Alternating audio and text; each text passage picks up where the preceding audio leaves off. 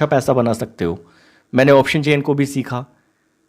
किसी ने कहा कि आप प्राइस एक्शन सीखो, और प्राइस एक्शन सीखने के बाद भी सिर्फ मेरे हाथ लगा लॉस, और मैं ट्रेडिंग के अंदर लॉस पर लॉस करता चला गया। कभी बाय चांस मेरा प्रॉफिट हो जाता था, लेकिन रेगुलर प्रॉफिट मैंने कभी नहीं किए। क्यों? क्योंकि मैं जो चीजें सीख रहा था वह कभी काम ही नहीं आने वाली थी। फिर मैंने इस ट्रेडिंग को डीपली समझने की कोशिश की कि ये एक्चुअल में काम कैसे करती है। अब देखिए, अगर हमारे पास एक कार है, उस कार को चलाने के लिए सबसे ज्यादा जो उसका पावरफुल होना चाहिए वह इंजन होना चाहिए। I am right? ओके। अगर इस ट्रेडिंग को कोई चला रहा है तो सबसे पहले मुझे जानना है कि कौन इसको मूव करा रहा है, कौन इसे ऊपर लेकर जाता है, कौन इसे नीचे लेकर जाता है। फिर मैंने इस ट्रेडिंग को जानना शुरू किया कि इस ट्रेडिंग को कौन ऊपर लेकर जाता है और कौन नीचे लेकर जाता है। फिर मुझे पता चला कि इस पूरी ट्रेडिंग के अंदर सिर्फ दो तरीके के लोग ट्रेड करते हैं। पहले होते हैं रिटेलर, जिस कैटेगरी में आप और हम आते हैं, ठीक है, और दूसरे होते हैं ऑपरेटर, जिस कैटेगरी में आप और हम नहीं आते हैं।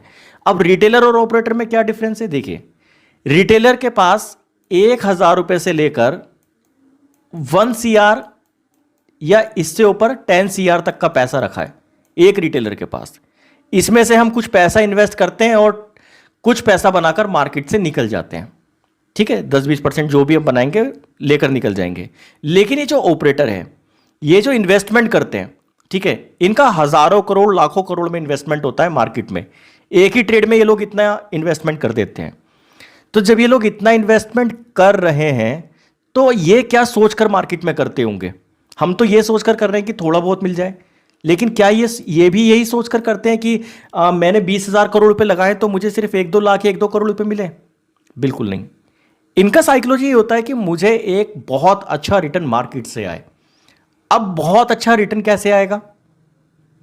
ठीक है, अब बहुत अच्छा रिटर्न तब आएगा जब हमारे पास एक अच्छा नॉलेज हो, अच्छे पैसे के साथ साथ। I am right? अब ये जो रिटेलर लोग हैं, ये है मार्केट के अंदर सबसे ज्यादा लॉस कर रहे हैं। रिटेलर 90% मार्केट में लॉस पर है, और ये जो ऑपरेटर है, यह है मार्केट में 90% और 95% ऑपरेटर प्रॉफिट में है। ऐसा क्यों? क्योंकि इनके पास बहुत बड़ा अमाउंट है। अब आपको यहां पर एक साइकोलॉजी और समझनी है, वह यह है कि ट्रेडिंग का एक और बेस है कि अगर कोई खरीदने वाला है तो उसे कोई बेचने वाला भी हो, तभी आप खरीद सकते हैं, या अगर ये बेच रहा है तो यहां पर कोई खरीदने वाला भी खड़ा हो। अगर ऑपरेटर के पास 10,000 करोड़ रुपए हैं इन्वेस्टमेंट करने के लिए, ठीक है, तो इसके सामने भी एक अपोजिट पार्टी के पास भी 10,000 करोड़ रुपए ही हों इन्वेस्टमेंट करने के लिए, तभी ये लोग इसका 10,000 अपने पास ले सकते हैं। ट्रेडिंग का यही रूल है। ये पैसा कॉल वालों का पैसा पुट वालों को, और पुट वालों का पैसा कॉल वालों को ट्रांसफर करता है, ठीक है।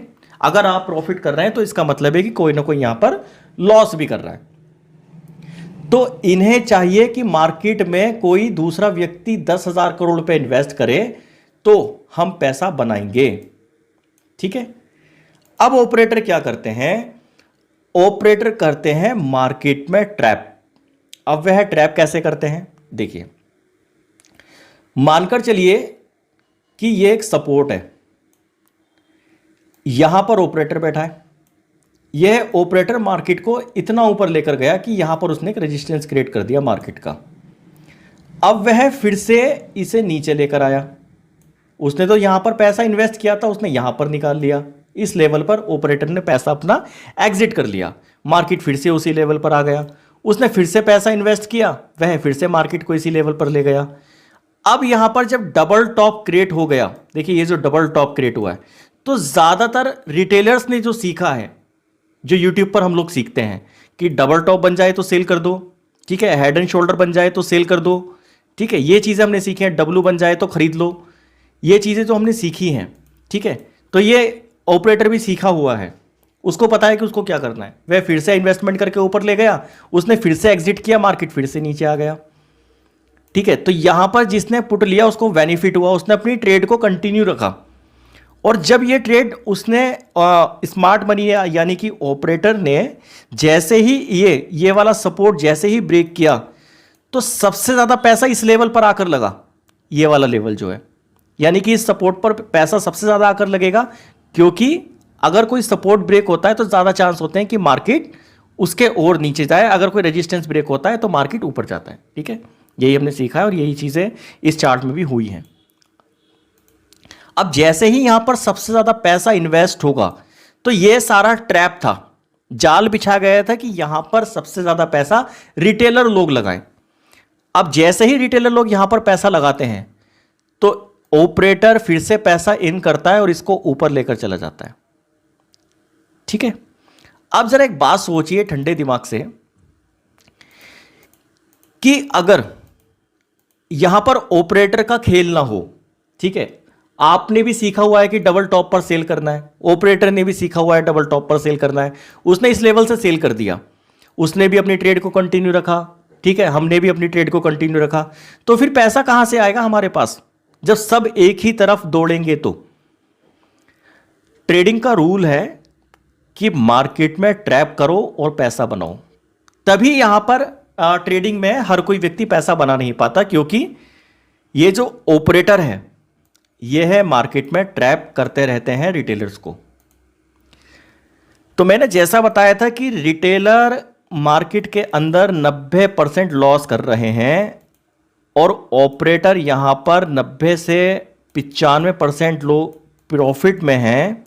तो हमें फॉलो किसे करना चाहिए? हमें फॉलो करना चाहिए इस ऑपरेटर को। यही ऑपरेटर है जो हमें पैसा लाकर देगा अगर हम इसे फॉलो करेंगे तो। अब देखिए, अगर हमें रिटेलर ऑपरेटर को फॉलो करना है, रिटेलर को तो हम फॉलो करेंगे नहीं, वो तो लॉस में है। अगर हमें ऑपरेटर को फॉलो करना है तो सबसे पहले हमें ये जानना है कि ऑपरेटर की कैटेगरी में कौन कौन लोग आते हैं। देखिए, ऑपरेटर की जो कैटेगरी में आते हैं वह आते हैं एफआई और दूसरे आते हैं डीआई।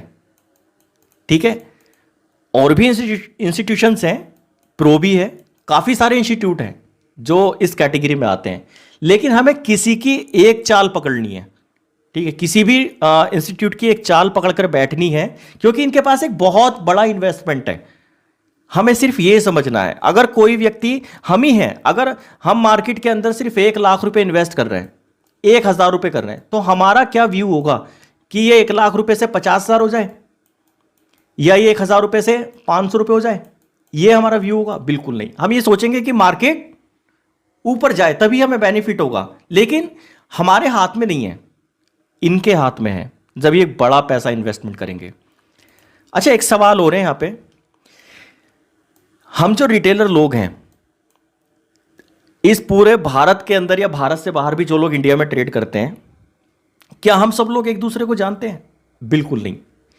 क्या ये मार्केट को ऊपर ले जाने का जो नियम है ये हमारे रिटेलर के हाथ में है कि हम सब रिटेलर एक दिन खड़े होकर कह दें कि नहीं यार आज मार्केट को ना ऊपर लेकर जाते हैं, या हम सब रिटेलर ये कह दें कि नहीं यार अब ना मार्केट को नीचे लेकर जाते हैं? है हमारे हाथ में? नहीं है। यह सिर्फ हाथ में है ऑपरेटर के।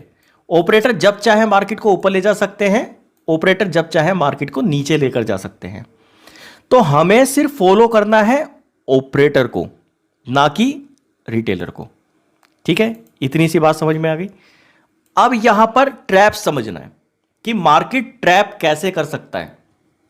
देखिए, सबसे पहले मैंने बताया था कि मार्केट में आपको एफआईडीआई जो ऑपरेटर है, हमें इनके एक्शंस को समझना है कि इनका एक्शन क्या हो सकता है, ये कैसे मार्केट में क्या बेस है इनका, ये कैसे ट्रेड करते हैं।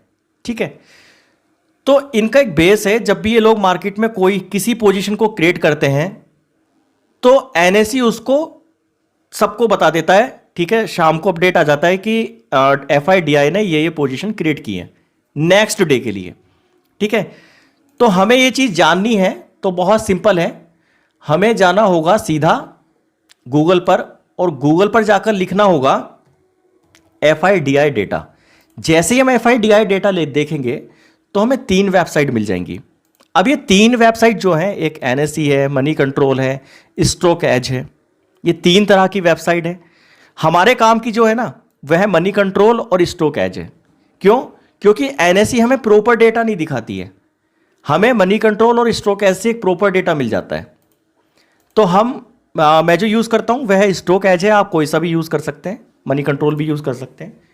इसका प्ले स्टोर पर ऐप भी है, आप इसका ऐप भी यूज़ कर सकते हैं। इसका इंटरफेस काफ़ी अच्छा है, इसलिए मैं इसको यूज़ करता हूँ। ठीक है, अब आपके सामने ना कुछ इस तरीके का इंटरफेस ओपन हो जाएगा। अब इस इंटरफेस में एक चीज़ है, वह है कि सबसे पहले आपको FIICM लिखा होगा। ये कैश सेगमेंट है, ठीक है। और कैश सेगमेंट में ये लोग 221 करोड़ रुपए की खरीदारी करके गए हैं। उसके बाद DI ने यहां पर सेल किया है, और FI इंडेक्स फ्यूचर यहां पर जो है 1249 करोड़ रुपए की यहां पर खरीदारी करके गए हैं। FI इंडेक्स ऑप्शंस यहां पर 15,000 करोड़ रुपए की खरीदारी करके गए हैं समथिंग। और स्टॉक ऑप्शंस में ये लोग 487 करोड़ रुपए की खरीदारी करके गए हैं। ओवरऑल ये जो डेटा है यह पॉजिटिव है, ये डेटा निगेटिव नहीं है, क्योंकि ये लोग खरीदारी करके गए हैं। अगर कोई इंस्टीट्यूट मार्केट में पैसा इन्वेस्ट कर रहा है तो उसका व्यू क्या है कि जो उसने ये करीबन 16-17 हज़ार या 20,000 करोड़ जो भी इन्वेस्ट किया है, क्या वह इसका आधा कर ले? क्या वह इसका माइनस में करके लेके जाए? बिल्कुल नहीं। वह लोग अपनी पोजीशन को प्रॉफिट में लेकर आएंगे, चाहे भले से वो बाद में पैसा एग्जिट कर लें, लेकिन पहले वह लोग मार्केट से पैसा बनाएंगे, तब वह बाद में एग्जिट होंगे, क्योंकि इनके पास एक बहुत बड़ा कैपिटल है। इन्हीं के हाथ में है कि मार्केट को कब ऊपर और कब नीचे लेकर जाना है। तो यह डेटा पॉजिटिव है। और आप यहां पर देख सकते हैं कि यह डेटा है 13 अप्रैल का। ये 13 अप्रैल को ये पोजीशन क्रिएट करके गए हैं, ठीक है। अब जो इसका इंपैक्ट पड़ेगा, ये 13 अप्रैल को करके गए हैं, तो ये 14 अप्रैल के लिए करके गए, 14 अप्रैल के लिए ये लोग करके गए हैं अपनी पोजीशन को क्रिएट। आया समझ में? तो इसका जो इंपैक्ट होगा वह 14 तारीख को हमें देखने के लिए मिल जाएगा। अब चलते हैं चार्ट पर। यह रहा चार्ट, ठीक है। अब यहां पर इस चार्ट पर ये जो डेटा है, ठीक है, अगर मार्केट ये 13 तारीख का चार्ट है, अगर ये गैप डाउन खुल जाता है, ठीक है, तो भी वह इस मार्केट को ऊपर लेकर चले जाएंगे, क्योंकि उनका पैसा इन्वेस्ट है मार्केट के अंदर। यहां पर ये दिखाई दे रहा है, ये डेटा वह लोग ऊपर लेकर जाएंगे। अच्छा, एक चीज और है यहां पर, एक चीज और मैं आपको बताना चाहता हूं, और ये चीज ना आपको लाइव भी पता चल जाएगी। मार्केट एक लेवल से ऊपर चला गया, नीचे नहीं आया। क्यों? यह हमें पहले ही पता चल गया था 9 तारीख को। कैसे? देखिए, यह रहा 9 तारीख का डेटा।